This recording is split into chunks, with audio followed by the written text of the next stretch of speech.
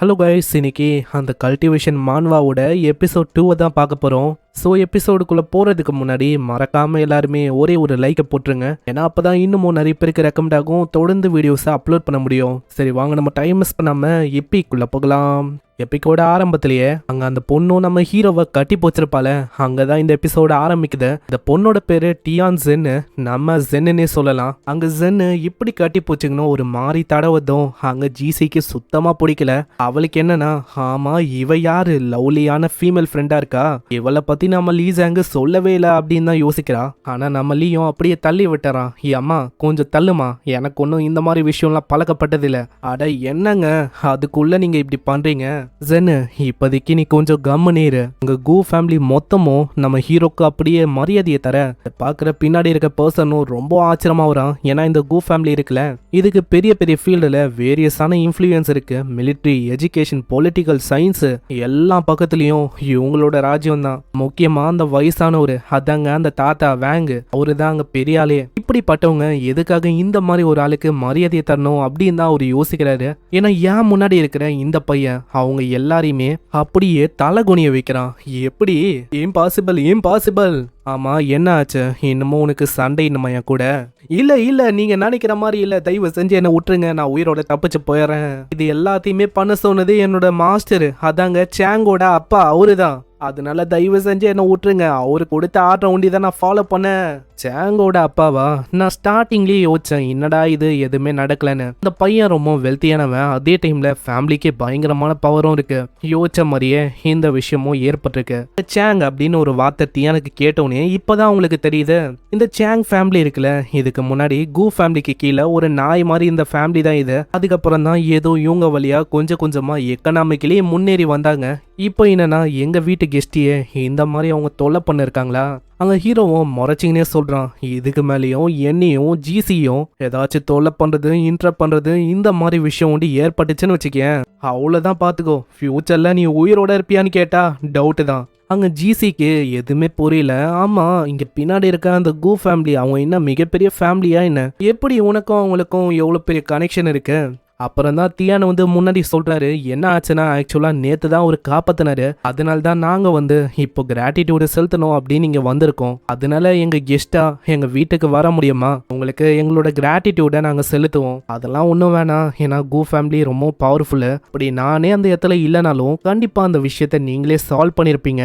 அதனால என்ன ஒன்றும் பெரிய ஆளா நினைக்கணும் அப்படின்லாம் அவசியம் இல்லை, நாங்க போறோம். அட மாஸ்டர் இருங்க, கொஞ்சம் யோசிங்க இதை பத்தி. உடனே ஜாங்கோ, ஆமா லீ ஒண்டி வரலன்னா தாத்தா தப்பா எடுத்துப்பாரு இல்லையா?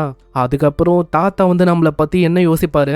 எப்படி இவ சொல்லும் போது நம்ம ஹீரோ ஏதோ ஒரு விஷயத்த அங்க நோட் பண்றான். சரின்ட்டு அங்க ஜாங்க ஒரு மாதிரி அவன் கிட்ட கொண்டு வரான். அங்க சீனே ரொம்ப வியர்டா இருக்கும். அங்க ஜாங்குக்கு எதுவுமே புரியல. ஆமா என்ன பண்ணிருக்கீங்க? நம்ம ஹீரோவோட கையும் வேற ஏதோ ஒரு திசைக்கு அங்க போக ஆரம்பிக்கும். அங்க ஜாங்கா, அட தொடாதீங்க ரொம்ப கூசுது. அங்க ஜிசிகா ரொம்ப ஜெலஸா இருக்கு. அட என்னடா இது, கண்ணு முன்னாடி எது ஏதோ பண்றாங்க அப்படின்னு யோசிக்கிறான். டியானோ அவங்க யோசிக்கிறான், நான் யோசிச்ச மாதிரி மாஸ்டரோட டெம்டேஷன் அது அவகிட்ட இருந்து தப்பிக்க முடியலன்னு நினைக்கிறேன். ஆனா நம்ம ஹீரோ கையை கொண்டு போயிருப்பான்ல, நீங்க நினைக்கிற மாதிரி அந்த இடத்துக்குலாம் அவன் கொண்டு போகல. அங்க ஒரு லாக்கெட் இருக்கும், அதுதான் அவன் எடுத்திருப்பான். இது எத்துல இருக்க ஒரு ட்ரெஷரு. என்னடா இது, இதெல்லாம் இவகிட்ட இருக்கு அப்படின்னு தான் நம்மளால ரொம்ப ஷாக் ஆகுறான். பின்னாடி டியானோ ஜிசியும் யோசிச்சிருப்பாங்களே, அங்க டியான் சொல்றான், நான் என்ன யோசிச்சேன்னா மாஸ்டர் அப்படியே இப்படி ஏதோ பண்ண போறாரு அப்படின்னு யோசிச்சேன். ஜிசி என்னன்னா, நான் யோசிக்காத மாதிரி போச்சு, ஆனா சடனா அவன் டாபிக்க மாத்துற மாதிரி கல்லுக்கு டாபிக்க மாத்திட்டான் அப்படின்னு தான் ஒரு சைடு யோசிக்கிறா. அங்க அந்த லாக்கெட்டை பார்த்தோன்னே ஜென்னும் பின்னாடியே சொல்றான், இதை கொடுத்தது என்னோட தாத்தா தான், அவர்கிட்ட இதே மாதிரி ஏகப்பட்ட ஆன்டிக் கலெக்ஷன் இருக்கு, எல்லாமே ரொம்ப அபூர்வமான கலெக்ஷன். இதை எதுக்கு என்கிட்ட குத்தாருன்னா, இது மூலமா ஈவிலான விஷயம், ஈவிலான ஸ்பிரிட் எதுவும் என்ன நோக்கி வராது அப்படின்னு சொல்லிதான் எனக்கு அதை கொடுத்தாரு. அப்படி இதே மாதிரி இன்னமும் நிறைய பார்க்கணுமா, என்னோட தாத்தாவை பார்க்க வாங்க, அங்க இன்னமும் ஏகப்பட்டது இருக்கு. இது கேட்டோன்னே நம்ம லீ ரொம்ப ஆச்சரியமா வரான். ஏன்னா அந்த தாத்தா அவன் சாதாரணமான ஆள் இல்ல அப்படின்னு ஸ்டார்டிங்லயே யோசிச்சான், இப்போ கன்ஃபார்ம் ஆயிடுச்சு. ஏன்னா இதெல்லாம் ரொம்ப அபூர்வமான விஷயம், அதாவது கல்டிவேஷன் பண்ற அந்த ஏரால இந்த விஷயம் இதெல்லாம் அது இப்பயும் இருக்குன்னா கண்டிப்பா நான் அங்க போய் பார்க்கணும். இதனால டியான் கிட்டயும் கிட்டயும் ஜென்னி கிட்டயும் அவன் சொல்றான், சரி வாங்க, இந்த மாதிரி நீங்க எவ்வளவு கூப்பிடறனால நான் அந்த இடத்துக்கு வரேன். நெக்ஸ்ட் சீன்ல கு ஃபேமிலி வீட்டுக்கு அவங்க வராங்க. அது நினைச்சதை விட ரொம்ப பெருசா இருக்கு. ஏதோ முன்னாடி ஒரு மிகப்பெரிய பங்களாவே இருக்கிற மாதிரி இருக்கு. உள்ள போனோடனே அதுக்கு மேல ஷாக்கு. நான் இவங்க வராங்க அப்படின்னு தெரிஞ்சோடனே ஏகப்பட்ட டிஷ்ஷஸ் அவங்க ரெடி பண்ணிருக்காங்க. அங்க ஜிசி என்னன்னா, அட என்ன இது, நோபலான ஆளுங்க சாப்பிட்ற மாதிரி இந்த அளவுக்கு டிஷ்ஷா, சிக்கனு மட்டனு கிராப் எல்லாமே இருக்கு, வாங்க பசங்களா வாங்க வந்து உட்காருங்க, உங்களுக்காக தான் நாங்க வெயிட் பண்ணுமே. அங்க ஹீரோவும் டைரக்டா சுத்தி வளைக்காம என்ன விஷயம் அப்படின்னு அங்க பாயிண்ட்டுக்கு வந்து கேக்குறான். நான் டைரக்டாவே உங்ககிட்ட கேட்டுறேன், இந்த ஸ்டோன் இருக்குல்ல, இதை நீங்க எங்க ஆப்டைன் பண்ணீங்க அப்படின்னு சொல்ல முடியுமா? இதை கேட்டவுடனே அவரோட எக்ஸ்பிரஷனும் அப்படியே சேஞ்ச் ஆகும். இப்பதான் அவரு சொல்றாரு, எனக்கு ஒரு மிகப்பெரிய ஹாபி இருக்குப்பா, இந்த மாதிரி பல காலமா பொக்கிஷமா இருக்கிற இந்த மாதிரி ஐட்டம்ஸை நான் கலெக்ட் பண்ணிருக்கேன். அதே மாதிரி இதுல ஏதாச்சும் ஒரு ஸ்பெஷலான விஷயம் உனக்கு அட்ராக்ட் ஆயிருக்கா என்ன, அதனால தான் நீ இங்க வந்திருக்கியா என்ன? அப்பனா இந்த மாதிரி உங்ககிட்ட ஏகப்பட்ட கலெக்ஷன் இருக்குதா, அப்பனா இது எதுக்காக ஸ்பெஷல் அப்படின்னு உங்களுக்கு நல்லாவே தெரியும் இல்லையா? ஆனா இது கேட்குற ஜிசியும் ரொம்ப அங்க ஒரு மாதிரி மூஞ்ச வச்சுன்னு இருக்கா. ஜிசிக்கு இவங்க ரெண்டு பேரும் பேசுற விஷயத்த பத்தி சுத்தமா ஐடியா இல்ல. அங்க இதனால யோசனை இருக்கா, ஆமா இவங்க என்னதான் பேசி தொலைறாங்களோ, இவங்க மனுஷ லாங்குவேஜ்ல பேசுறாங்க, ஒண்ணுமே தெரியல. தம்பி, உனக்கும் இந்த ஓல்டான கலெக்ஷன் மாதிரிலாம் இன்ட்ரெஸ்ட் இருக்குதோ? ஏகப்பட்டது இருக்குதுதான், வாப்பா தம்பி, இந்த மாதிரி நான் உனக்கு கலெக்ஷனை காட்டுறேன். இதுக்கு நம்ம ஹீரோ ஓகே அப்படின்னு சொல்றான். அங்க தாத்தாவும் நம்ம டியானி கிட்டயும் ஜென்னி கிட்டயும் சொல்றாங்க, நீங்க என்ன பண்ணுங்க, நம்ம ஜிசியை கொஞ்சம் பாத்துக்கோங்க, நான் இவரு கூட கொஞ்சம் டைமை ஸ்பெண்ட் பண்ணிட்டு வரேன். இதை கேட்குற ஜிசி கொஞ்சம் பயந்து போறா. அட எங்க நீங்க லீஸ் தானே கொண்டு போறீங்க? ஜிசி, நீங்க எதுக்குமே கவலைப்பட வேணாம், தாத்தா ஒன்னும் உங்க பிரதரை ஹார்ம் பண்ண மாட்டாரு. நம்ம ஹீரோவும் போற வழியில யோசிக்கிறான், இவரு சொல்றது ஒண்டி பொய்யா இல்லாம உண்மையா இருந்துச்சுன்னா கண்டிப்பா இந்த உலகத்துல இன்னமும் ஏகப்பட்ட மேஜிக்கல் ட்ரெஷர் இருக்குன்னு நினைக்கிறேன். இது எல்லாமே அந்த டைம்ல இருந்த பொருள் தான். ஆனா இப்ப கேள்வி என்னன்னா, இந்த மேஜிக்கல் ட்ரெஷர் இது எப்படி வந்திருக்கும்? கண்டிப்பா இந்த மேஜிக்கல் ட்ரெஷரை சூப்பர் பவர்ஸால ஒன்றும் வர வைக்க முடியாது. அப்படி இருக்கும்போது கேள்வி அங்கதான் ரைஸ் ஆகுது. அதுக்கப்புறம் அவங்க ரெண்டு பேரும் லிஃப்ட் வழியா டைரக்டா ஒரு அண்டர் கிரவுண்ட் ரூமுக்கு வராங்க. அங்க லாக் ஆயிருக்கும். அதை பார்க்கும் போதே நம்ம ஹீரோக்கு தோணுது உள்ளதான் அந்த விஷயம் இருக்குன்னு. இதுக்கப்புறம் அவங்க உள்ள வராங்க. உள்ள வரும்போதே அங்க இருமிங்கனே இருக்காரு. அங்க இதை பத்தி கவலைப்பட வேணாம் அப்படின்னு அந்த பெரியவர் சொல்றாரு, தம்பி என்னை பத்தி ஒன்னும் நீ கவலைப்பட வேணாம், ஏன்னா இது ஒரு ஹேபிட் மாதிரி எனக்கு இருக்கு. இதுக்கப்புறம் அவங்க ஃபைனலி அந்த இடத்துக்கு வராங்க. நம்ம வேங்கும் அங்க எல்லாத்தையும் பார்க்க சொல்றாரு. தம்பி நீ எல்லா இடத்தையுமே பார்க்கலாம், எந்த விதமான பிரச்சனையும் இல்லை. ஆனா எனக்கு இப்போ புரியாத விஷயம் என்னன்னா, இந்த உலகத்துல இந்த அளவுக்கு மேஜிக்கல் ட்ரெஷர் இருக்குன்னா இந்த உலகத்துல இம்மார்டல் அவங்களும் இருக்கணும். ஆனா அப்படி யாருமே என்னோட கண்ணில் மாட்டல, அப்படி யாருமே இருக்கிற மாதிரியும் எனக்கு தெரியல. ஏன்னா இந்த உலகத்துல சூப்பர் பவர்ஸோட இருக்கிற மக்கள் தான் இருக்காங்க. ஆனா என்ன ஒண்ணு, அவங்க இன்காம்பிடென்ட்டாவும் வீக்காவும் தான் இருக்காங்க. அதே மாதிரி நம்ம ஹீரோ பார்த்த வரைக்கும் இங்க இருக்கிற பொருள்லாம் அந்த அளவுக்கு குவாலிட்டியா அங்க தெரியல. எல்லாமே வெறும் QI ரீஃபைனிங் ஸ்டேஜ். அந்த ஸ்டேஜை அடையிற அளவுக்கு தான் உதவி பண்ணுமே. அங்க பெரியவருக்கு புரியுது இங்க இருக்கிற பொருளாலலாம் நம்ம ஹீரோவோட அட்டென்ஷனை இழுக்க முடியலன்னு. கண்டிப்பா அந்த விஷயத்தையும் நீ பார்த்தாகணும். ஏன்னா இப்போ நான் காட்ட போற அந்த ஐட்டம் இருக்குல்ல, அது ஒரு ஸ்பெஷலான ஐட்டம் மாதிரி. இதை கண்டிப்பா உன்னோட அட்டென்ஷனை இழுக்கும். இப்படின்னு ஒரு பட்டனை பிரஸ் பண்ணவுனே அந்த இடத்துல ரிங்கும் அப்பியர் ஆகுது. அந்த ரிங்கே ரொம்ப வித்தியாசமா இருக்கும். ஆனால் நம்ம லீக்கு அந்த ரிங்கை பார்க்கும் போதே தெரியுது இது எந்த மாதிரி ரிங்குன்னு. ஆனா பெரியவரு இப்பதான் இந்த ரிங்கை பத்தி அங்க சொல்ல ஆரம்பிக்கிறாரு. இந்த ரிங் இருக்குல்ல, இது கர்ஸ்ட் ரிங்கா.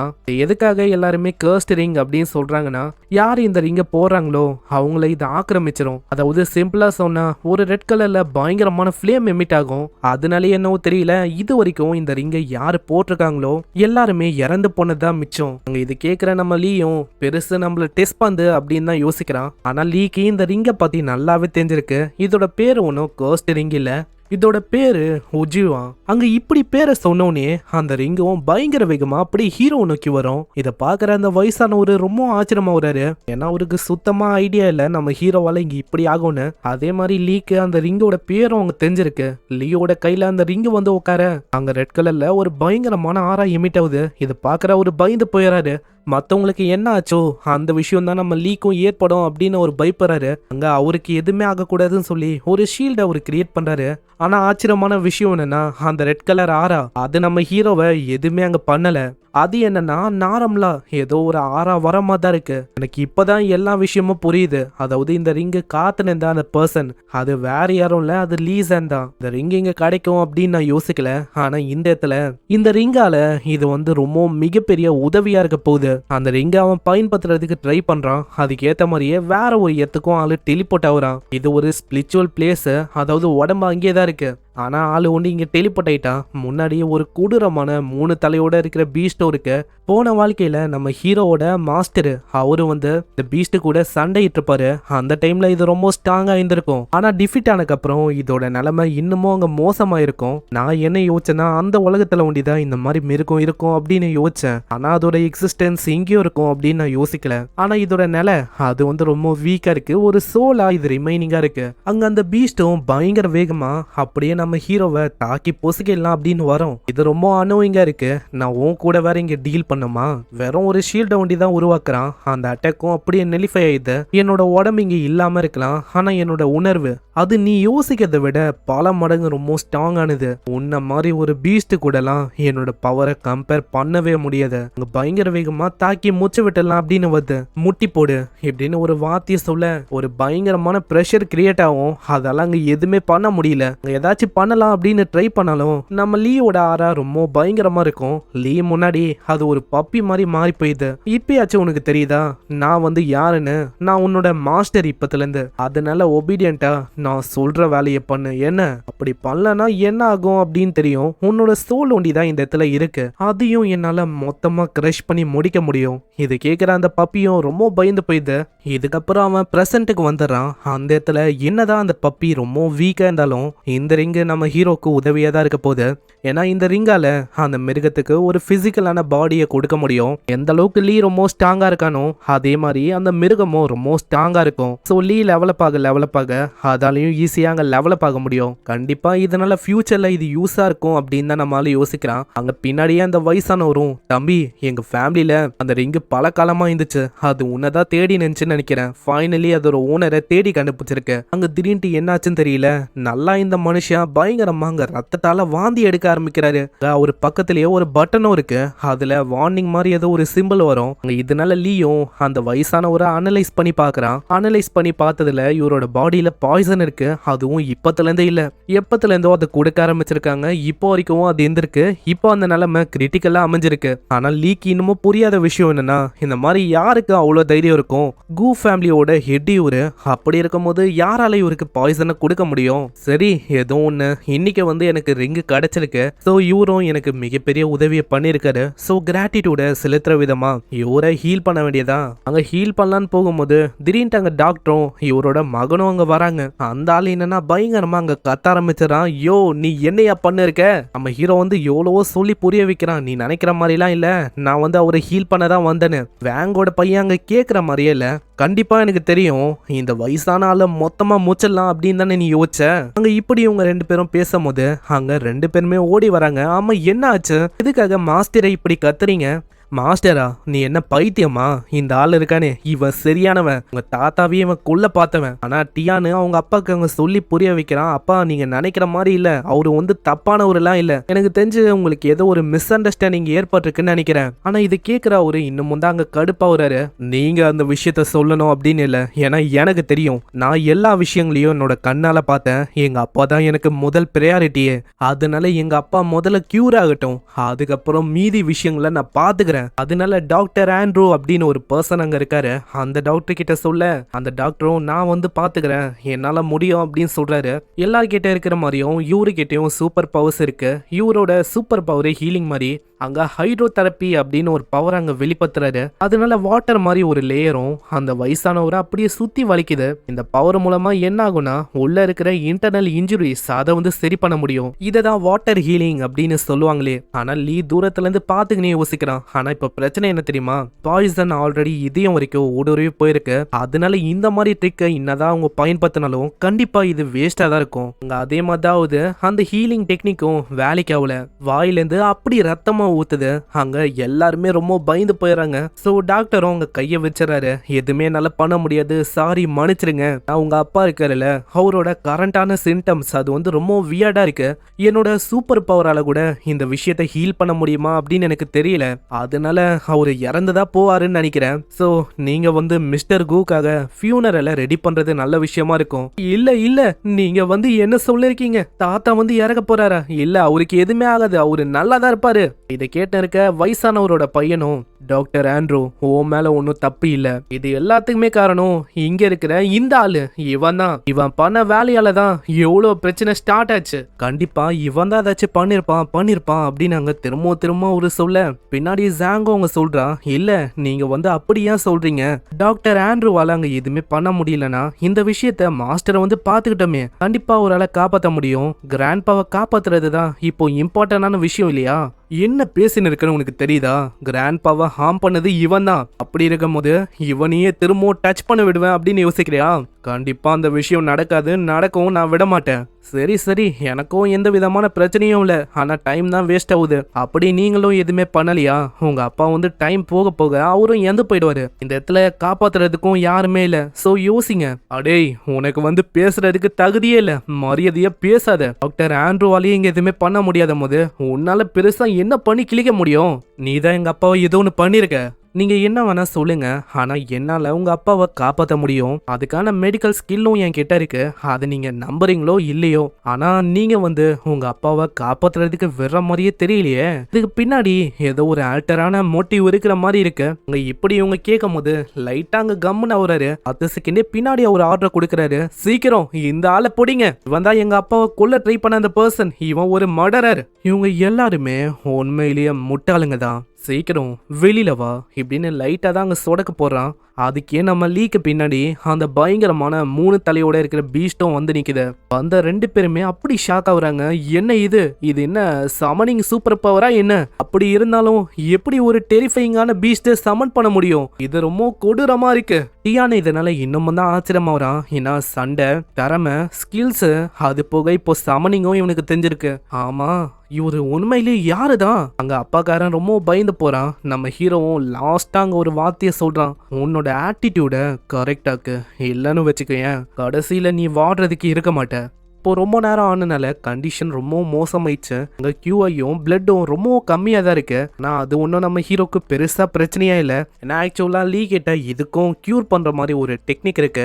அதான் அவன் பயன்படுத்துறான். 10 செகண்டே ஏகப்பட்ட நீடல்ஸ் அவங்க அப்பியர் ஆகுது. இந்த மாதிரி டெக்னிக்கை பார்த்து டியான் ரொம்ப ஆச்சரியமாகறான். என்ன டெக்னிக்னே அங்க தெரியல. ஒரு சைடு வேங்கோட மகனுக்கு நம்பிக்கையே இல்லை. இந்த ஆளால பெருசா என்ன பண்ண முடியும்? கண்டிப்பா இந்த பையனால எதுவுமே பண்ண முடியாது, இவன் வேஸ்ட் தான் அப்படின்னு தான் யோசிக்கிறாரு. நான் லீ அதை பத்தி கவலைப்படல. அந்த அக்யூபஞ்சர் அந்த டெக்னிக் அவன் பயன்படுத்துறான். அது நெத்திலையும் உடம்புலயும் அங்கங்க குத்த ஆரம்பிக்கும். ஒரு சைடு அங்க இருக்கிற பர்சனுக்கு இப்போதான் அங்க ரியலைஸே ஆகுது, சைனீஸ் அக்யூபஞ்சர் இந்த டெக்னிக் இருக்குல்ல, இது சைனால one of the top medical டெக்னிக்கா இருந்திருக்கு. ப்ராப்பரா யூஸ் பண்ணா எதையும் நம்மளால கியூர் பண்ண முடியும். இத்தனைக்கும் பேஷண்டோட மெரிடியனை கியூர் பண்ண முடியும், பாடியை ஸ்ட்ரென்தன் பண்ண முடியும், ஈவிலையும் எலிமினேட் பண்ண முடியும். ஆனா இப்போ இருக்க இந்த ஏரால இந்த மாதிரி டெக்னிக் இல்ல. ஏன்னா இப்போ புதுசா ஏதோ பவர்ஸ் வந்திருக்கு. ஏன்ஷியன் காலத்துல மெடிக்கல் ஸ்கில்ல பயன்படுத்தின ஸ்கில்லு தான் இது. அப்போ தொலைஞ்சு போன ஸ்கில்லு யாருக்குமே இதை பத்தி தெரியாது. ஆனா இதை பத்தி நம்ம லீக்க தெரியும். ஏன்னா அவனோட பாஸ்ட் லைஃப் நாலேஜ் எல்லாமே அவனுக்கு இருக்கு. அதை வச்சுதான் அவரோட உடம்புல இருக்க எல்லா பாய்சனையும் அப்படியே அவன் வெளியேற்றுறான். அப்படியே இருக்கிற பாய்சன் எல்லாமே ரத்தமா வாய் வழியா அங்க வந்து அங்க எல்லாருமே இதை பார்த்து ரொம்ப ஆச்சரியமாகறாங்க. மூச்சு பேச்சே இல்லாம இருந்தாரு. ஆனா இப்போ என்னன்னா அவரு முழிச்சுக்கினாரு, தாத்தா நீங்க ஓகேவா? ஆனா இப்பயும் தாத்தாவோட அந்த பையன் அவன் நம்ம ஹீரோவை ஒரு மாதிரி தான் பாக்குறான். ஆமா என்ன ஆச்சு? இந்த மாதிரி தாத்தா இப்படி இரும்புறாரு, அதுலயே தெரியலையா இப்போவும் அந்த டிசீஸ் இருக்குன்னு நினைக்கிறேன். எனக்கு தெரிஞ்சு உன்னால இதை கியூர் பண்ண முடியலன்னு நினைக்கிறேன். ஆனா கிராண்ட் பாங்க கண்ணு முழிக்க பசங்களுக்கு அவ்வளவு சந்தோஷம், அப்படியே கட்டி அணைக்கிறாங்க. தாத்தா நல்ல வேலை உங்களுக்கு எதுவுமே ஆகல, நாங்க ரொம்ப பயந்து போயிட்டோம் தாத்தா. ஆமா பசங்களா, எனக்கு எதுவுமே ஆகல, நான் நல்லா தான் இருக்கேன். இதை பாக்குற ஒரு பயங்கரமா ஷாக் ஆகுறாரு. ஏன்னா இப்போதைக்கு ஆளு இறந்து போயிருக்கணும். இப்போ என்னன்னா கன்னு மாதிரி இவன் நிக்கிறான். தாத்தாவும் அவங்க சொல்றாரு, இது வரைக்கும் எனக்கு இந்த மாதிரி கம்ஃபர்டபுளா ஃபீல் ஆனதே இல்லை. ஆனா இப்போதான் ரொம்ப ஃப்ரீயாவும் கம்ஃபர்டபுளாவும் இருக்கிற மாதிரி இருக்கு. அதுக்கு காரணம் நீ தான் நினைக்கிறேன். ரொம்ப நன்றி லீசன்.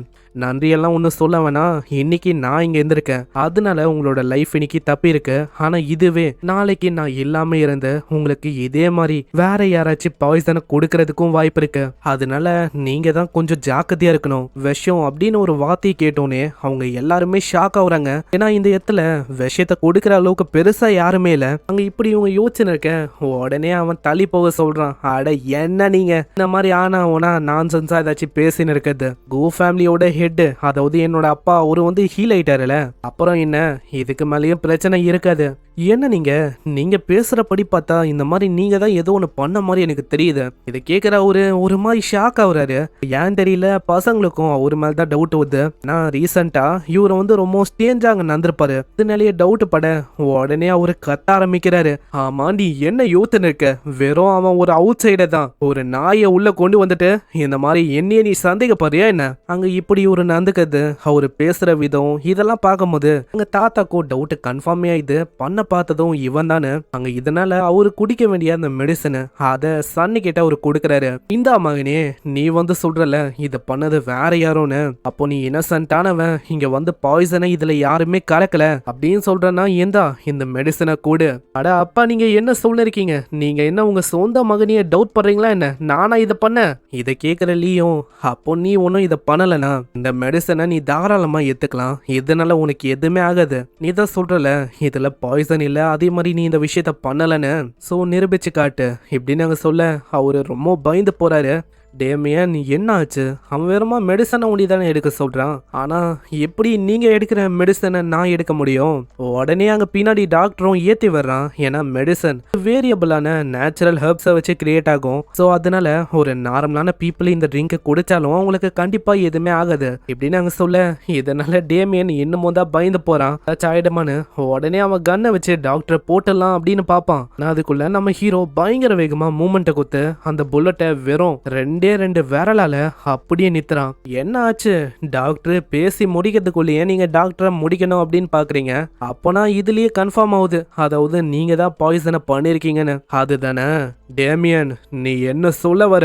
உடனே தாத்தாவோட புள்ளையும் அங்க அப்படியே பேச்ச மாத்த ஆரம்பிக்கிறான். நான் ஒன்னும் தப்பான விஷயத்த பண்ணல, இத பண்ணது டாக்டர் தான், அவன் தான் என்ன ஃப்ரேம் பண்ண பாக்குறான் இப்படின்னு ஆளு அங்க பிளேட்டியே திருப்பி போடுறான். ஆனா டாக்டரும் அங்க சொல்றாரு, அட மிஸ்டர் கு, நான் எதுக்காக ஒரு ஃபேமிலியோட ஹெட்ட இப்படி பாய்சன் பண்ணி மொத்தமா முடிக்கணும்னு ஆசைப்படுவேன், நீங்களே சொல்லுங்க. அங்க டாக்டர் சொல்றதும் ஒரு வகையில கரெக்ட் தான். அங்க நம்ம ஹீரோக்கு நல்லாவே தெரியுது பண்ணது எல்லாமே இந்த டேமியன் அந்த பைப்புல தானே. இதனால சம வேகமா அங்க கண்ணை பறக்க விட்டுறான். அந்த அட்டாக்ல சட்டையும் அப்படியே கிழிது. அவரோட கையில வித்தியாசமா ஏதோ கூடு கூட அங்க இருக்கும், அது அடிப்பட்ட தழும்பு தான் இருக்கும். அங்க இத பத்தி டியானோ ஜென் அவங்க கேட்கும் போது, அது ஒன்னும் அடிப்பட்ட தழும்பு இல்ல, இது இப்போ ஒரு பாய்சனை பத்தி இவங்க பேசுறாங்களே, இந்த பாய்சனால கொரோடான ஸ்கின் தான் இது.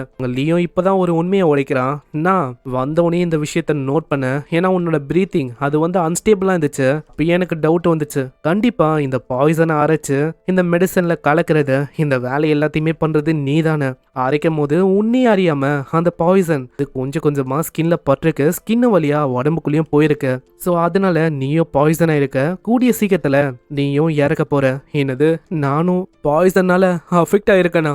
இல்ல, நான் வந்து சாக விரும்பல, தயவு செஞ்சு காப்பாத்து. ஏன்னா நான் கேள்விப்பட்டிருக்கேன் இந்த பாய்சனுக்கு கியூரே இல்லையா சைனால, சில பல ஆளுங்களால ஒண்டிதான் இந்த பாய்சனை கியூரே பண்ண முடியும், ப்ளீஸ் என்ன காப்பாத்து. அங்க இது கேக்குற தாத்தாக்கும் இப்பதாங்க புரியுது பாய்சனை உண்மையிலே பண்ணது இவரு தானே. இவரை நான் இது வரைக்கும் ஜென்னுக்கும் நம்ம டியானுக்கும் இருக்கிற அப்பா அப்படின்னு யோசிச்சேன். அப்புறம் தான் தெரியுது இவங்க ரெண்டு பேருக்கும் அங்கிள் இவரு, அதாவது ரெண்டு பேர் இருக்காங்க அண்ணன் தம்பின்னு. அதுல தம்பியா இருக்கிற செகண்ட் பர்சன் தான் இந்த டேமியன், ஃபர்ஸ்டா இருக்க அண்ணன் தான் நம்ம டியானுக்கும் ஜென்னுக்கும் அப்பாவா இருக்காரு.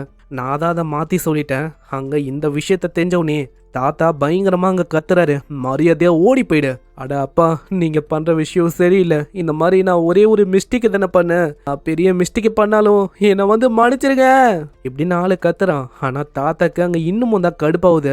நீ என்ன யோசிக்கிற மகனே, என்ன பாய்சன் பண்ணிட்டு நான் உன்னை காப்பாத்தணும் அப்படின்னு யோசிக்கிறியா?